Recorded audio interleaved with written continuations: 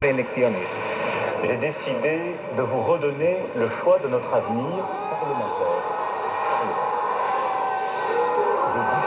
Ese era el jolgorio de los simpatizantes y minutos después bajaba Marine Le Pen, la líder del partido, para decir que sí, que están listos, que están preparados, llamar a los franceses a que les voten para que sean definitivamente el partido de gobierno. J'appelle les Français à venir nous rejoindre pour former autour du Rassemblement National une majorité. Esa es la secuencia de los hechos y esa es la situación en la que estamos. Elecciones legislativas el 30 de junio aquí en Francia. Así que son elecciones legislativas para elegir a primera o primer ministro, es decir, para elegir el gobierno. El puesto del presidente Macron no está en duda, él sigue siendo presidente con el sistema que tienen allí. Lo que va a pasar ahora mismo es que Francia no se apea del ambiente electoral, ¿no? Es decir, que ahora mismo todavía sigue y además en dos vueltas. La primera a finales de junio, la siguiente vuelta para al 7 de julio. En efecto, Francia tiene un sistema presidencialista en el que Macron seguirá en el Elíseo pase lo que pase. Lo que van a elegir los franceses es un nuevo parlamento, una nueva Asamblea Nacional. La elección se hace a dos vueltas porque en cada una de las circunscripciones hay que elegir los diputados que van a ganar y eso es por dos vueltas. ¿En qué situación nos podría plantear una hipotética, subrayo la cuestión de la palabra hipotética, victoria de agrupación nacional en esa Asamblea Legislativa? Pues en una situación de cohabitación, que nos recuerden un poco, tengan memoria de la política francesa. Ha ocurrido ya en otras ocasiones. Hubo una cohabitación entre presidentes conservadores, por ejemplo, Jacques Chirac, y un gobierno socialista, el de Lionel Jospin, a principios de los 2000. Pasó también con Mitterrand, en ese caso era un presidente socialista con un primer ministro conservador. El gobierno real, el gobierno del día a día, lo tiene quien domine la Asamblea Legislativa. Ojo, no es nada simbólico. El presidente mantendría las competencias de relaciones exteriores. Lo novedoso de este escenario es que lo que está en juego no es una cohabitación al uso, valga la contradicción, sino una cohabitación con un partido de extrema derecha, la posibilidad de que la extrema derecha toque poder real en Francia. Ese es el reto que está enviando Macron a los ciudadanos franceses, en el bien entendido de que se lo van a pensar dos veces, claro. Así que nuestros socios franceses están convocados a una gran pregunta en las próximas semanas en las elecciones legislativas. Es la primera de las consecuencias de esta noche electoral en Europa. 10:05, las 9:05 en las Islas Canarias. Segunda consecuencia, según las proyecciones, los europeístas retienen la mayoría en la Eurocámara. Según las proyecciones. En Bruselas está David Vidueiro. ¿Qué tal? Muy buenas noches, David. ¿Qué tal? Buenas noches, Íñigo. Los sondeos, como dices, dibujan una clara victoria de los populares europeos. Habrían conseguido 1 de cada 4 votos, 181 eurodiputados, más que en 2019. De ahí la alegría que se vive en estos momentos en la sede del PP europeo aquí en Bruselas. Sonido de hace apenas unos minutos. We won the European elections, my friend. La candidata a volver a presidir la comisión, Ursula von der Leyen, acompañada del líder del partido, Manfred Weber, ha comparecido para celebrar ese primer puesto. Los socialdemócratas bajarían ligeramente, pero serían segundos, y pese a su fuerte caída, los liberales conseguirían mantener el tercer puesto. Los tres juntos, la llamada mayoría von der Leyen en esta primera legislatura, se acercarían a los 400 eurodiputados, mayoría absoluta. La clave estará en el comportamiento de los populares europeos. Escuchemos lo que acaba de decir von der Leyen. We will build a bastion against the extremes from the left and from the right. We will No se puede formar ninguna mayoría sin el PP europeo, subraya von der Leyen, así que construiremos un bastión, un muro, frente a los extremos de derecha y de izquierda. Pero, ¿qué son los extremos para von der Leyen? Esa es la clave de la próxima legislatura. Los partidos a la derecha del PP, euroescépticos, eurófobos, ultraconservadores, las etiquetas son varias, han subido. Tanto el grupo de conservadores y reformistas como Identidad y Democracia. Ya lo estamos viendo en los casos de Francia, de Alemania, a la espera de Italia. El partido de la francesa Marine Le Pen sería ahora el grupo más numeroso, el partido más numeroso de la Eurocámara. Y hay más de 100 eurodiputados sin grupo. Y aquí encontramos a los húngaros del primer ministro Orbán, del eslovaco Fico, Alternativa para Alemania. Así que si sumamos a todos los partidos a la derecha de los populares, serían segunda fuerza en el Parlamento. Otra cosa es que actúen juntos, están divididos. ¿Y con quiénes estaría dispuestos a colaborar desde el PP europeo? Así que muchos matices, mucha letra pequeña y una posible alternativa a la mayoría de centro si el PP europeo mira a su derecha. Veremos si finalmente dan los números. Se abre la posibilidad de una geometría variable en la Eurocámara, de que el PP a veces mira a su izquierda y a veces a su derecha. En 2019 ya hablamos del ascenso de la extrema derecha, ya subieron. La clave es si esta próxima legislatura es la de la normalización, la de la institucionalización de la extrema derecha, como hemos visto ya en la política nacional de muchos países.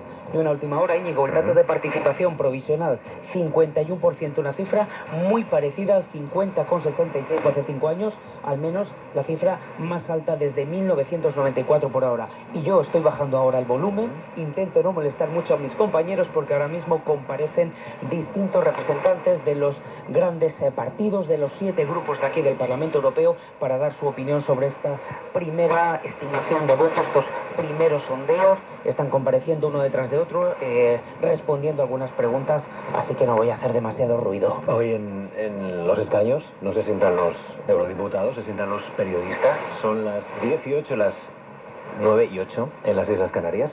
Sonido directo que nos llega ahora mismo desde el hemiciclo, desde Bruselas. Yeah, hello, Andy Bounds from the Financial Times. Y preguntas de los compañeros, ya ven. Financial Times, Londres. Force, are you looking at any extra allies such as Viktor Orban to join your group and push you into third place? Más aliados como Orban para el grupo y para tener más pesos en el Parlamento. I think there is. Bueno, los candidatos van contestando en esta noche larga europea. Si hay un país donde también, se ven además las costuras de esta batalla entre el europeísmo y el euroescepticismo, es Polonia. Ya saben que hace poco se asomaba un cambio político importante. Donald Tusk, ex responsable, digámoslo así, de los gobiernos dentro de la Unión Europea, expresidente del Consejo Europeo, tomaba las riendas del país con una aritmética muy complicada, así que había mucho interés por saber exactamente cómo está ahora, si los ciudadanos polacos compraban o no compraban el cambio político. ¿Y qué ha pasado? En Berlín está Beatriz Domínguez. Beatriz, cuéntanos, muy buenas noches. ¿Qué tal? Buenas noches. Bueno, Polonia, el quinto país en cuanto al tamaño de su delegación, con 53 eurodiputados. Pues en Polonia vence, según los primeros sondeos, la formación del primer ministro Donald Tusk, con un 38,2% de los votos, muy por encima de lo que pronosticaban las encuestas. Segunda fuerza, la que partía como favorita, aunque prácticamente empatada con Coalición Cívica, el partido Ley y Justicia de Kaczynski. Esta formación ultranacionalista obtiene un 33,9% y es la primera derrota para el PiS en 10 años. Por primera vez en una década pierde el primer puesto en unos comicios. La extrema derecha en este país ocupa el tercer lugar. Confederación se lleva cerca del 12%. Y por último, los dos socios del gobierno de Tusk, la Tercera Vía y la Nueva Izquierda, sacan según los sondeos un 8,2% y un 6,6% respectivamente. Con respecto a las legislativas de hace 8 meses, la centrista Tercera Vía se deja en torno a 5 puntos. Gracias. Ahora mismo hay 3 mujeres importantes en el mapa europeo, muy importantes en esta noche. La primera es Marine Le Pen, que ha obtenido un excelente resultado en Francia.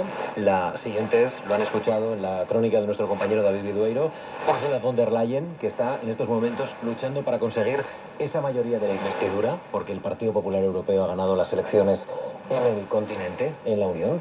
La tercera de las mujeres, y todavía no sabemos resultados, pero tiene buenas perspectivas, es Giorgia Meloni, que es primera ministra, que es cabeza de lista también en estas elecciones. Los Fratelli también se están enfrentando al sí o sí en estas horas importantes en Italia. Así que nos vamos hasta Roma. Jordi García. Jordi, ¿qué tal? Muy buenas noches.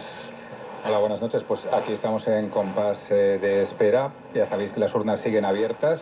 Gracias a Italia, o por culpa de Italia, no se pueden conocer datos en ningún otro país porque las urnas cierran a las 11. Así que estamos a la espera de que en unos 49 minutos podamos conocer resultados en el resto de Europa. Y aquí sondeos a pie de urna, que es lo que nos va a dar indicios de qué noche le espera a Giorgia Meloni. No está claro por el momento si vamos a llegar a ver a la primera ministra aquí en la sede electoral de Hermanos de Italia, que es donde nos encontramos, en un hotel de 5 estrellas en el norte de Roma. Es, por cierto, el mismo hotel en el que Meloni celebró su gran triunfo en las generales del 2022. Fuentes del partido nos han dicho que esta vez su presencia no está asegurada. Y eso que si nos agarramos a las últimas encuestas publicadas, pues saldría de estas elecciones con una victoria holgada, con unas cifras parecidas a las de las generales. Hay que recordar que Meloni planteó estas elecciones como un plebiscito a su año y medio de mandato. Si se confirman los sondeos, lo habría superado con creces.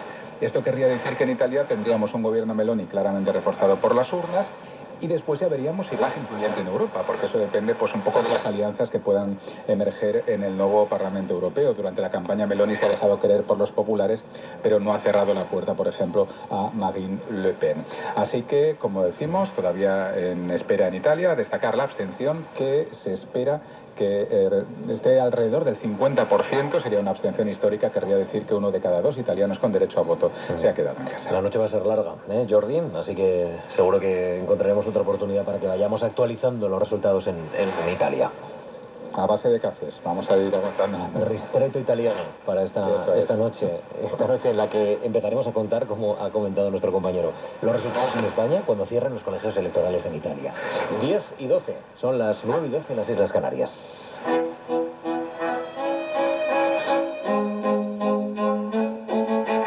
Especial Elecciones al Parlamento Europeo 2024. Radio Nacional de España. Íñigo Alfonso. En la mesa de análisis, Cristina Monge, Ruth Ferrero, Ignacio Molina y Nacho Torreblanca. Ignacio, ¿ya has escuchado a Ursula von der Leyen perseguir eso, precisamente, la mayoría von der Leyen para reeditar? Bueno, es correr demasiado porque tiene que ser nominada por los, en fin, no solo por su gobierno, sino que tiene que además llegar a un acuerdo, tiene que sumar una mayoría suficiente que sea refrendada por el Parlamento Europeo, pero esta opción de esa geometría variable, que pueda mirar hacia la gran coalición y puntualmente hacia su derecha, ¿la ves viable en esta legislatura que se abre? ¿Con qué consecuencias? ¿Qué impacto podría tener? Bueno, desde luego eso podría tensar el consenso europeísta de la gran coalición, que ya no es gran coalición, desde hace 5 años es súper gran coalición, porque a los populares y socialdemócratas, que no les daban los números porque habían perdido, los últimos 10 años populares y socialdemócratas habían perdido muchos escaños, y los liberales entraron muy fuertes, precisamente gracias en parte a Macron, y los incorporaron. Entonces ahora ya es una súper gran coalición, ellos necesitan esos 3 partidos. Es muy difícil conformar una mayoría estable, legislativa, que apruebe o que impulse las iniciativas que vienen de la Comisión, teniendo en cuenta que en la Comisión también habrá comisarios de estos 2 colores políticos, liberales y socialdemócratas, si, digamos, el grado de geometría variable o de deslealtades es muy alta. Yo sí que creo que en algunos temas, y particularmente